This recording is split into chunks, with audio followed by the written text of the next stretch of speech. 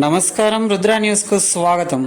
రాష్ట్ర ప్రభుత్వం groups DSC ఉద్యోగాలను పెంచి పరీక్షలు నిర్వహించాలని డిమాండ్ చేస్తూ సిద్దిపేట జిల్లా ఉస్నాబాద్ పట్టణంలో అంబేద్కర్ చౌరస్తాలో గిరిజన సంఘాల నాయకులు శుక్రవారం రోజున ప్లాకార్డులతో నిరసన తెలిపారు.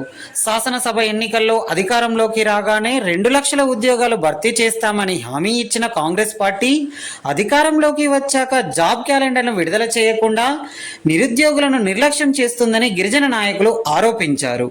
విద్యార్థులు చదువుకోవడానికి సమయం ఇచ్చి డిఎస్సి పరీక్ష నిర్వహించాలని డిమాండ్ చేశారు.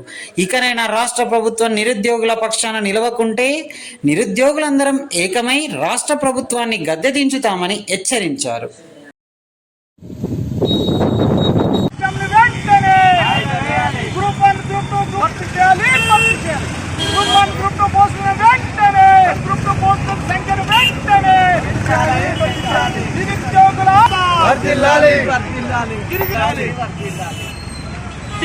మెగా డిఎస్సిని వెంటనే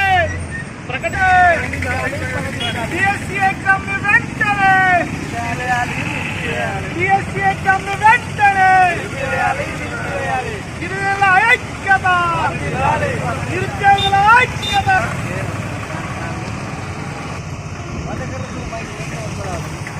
సభ ఎన్నికల్లో ఈరోజు అధికారంలో ఉన్న కాంగ్రెస్ పార్టీ విద్యారంగానికి సంబంధించి, యువతకు సంబంధించి, నిరుద్యోగులకు సంబంధించి ప్రభుత్వం ఏర్పడ్డ మొదటి సంవత్సరమే 2 లక్షల ప్రభుత్వ ఉద్యోగాలను ప్రకటించి భర్తీ చేస్తామని హామీ ఇచ్చి ఇప్పటి వరకు జాబ్ క్యాలెండర్ రిలీజ్ చేయకుండా, గ్రూప్ 1, గ్రూప్ 2 పోస్టులను పెంచకుండా, డిఎస్సి ఎగ్జామ్ని వాయిదా వేయకుండా, గ్రూప్ 1:100ని పిలవకుండా వారి ఇష్టానుసారంగా నియంత్రణ ధోరణిలో పరిపాలన సాగిస్తూ నిరుద్యోగుల ఆశలపై నీళ్లు కలుస్తున్న ఈ కాంగ్రెస్ ప్రభుత్వాన్ని మేము హెచ్చరిస్తూ వెంటనే డిఎస్సి ఎగ్జామ్ని పోస్ట్పోన్ చేయాలి.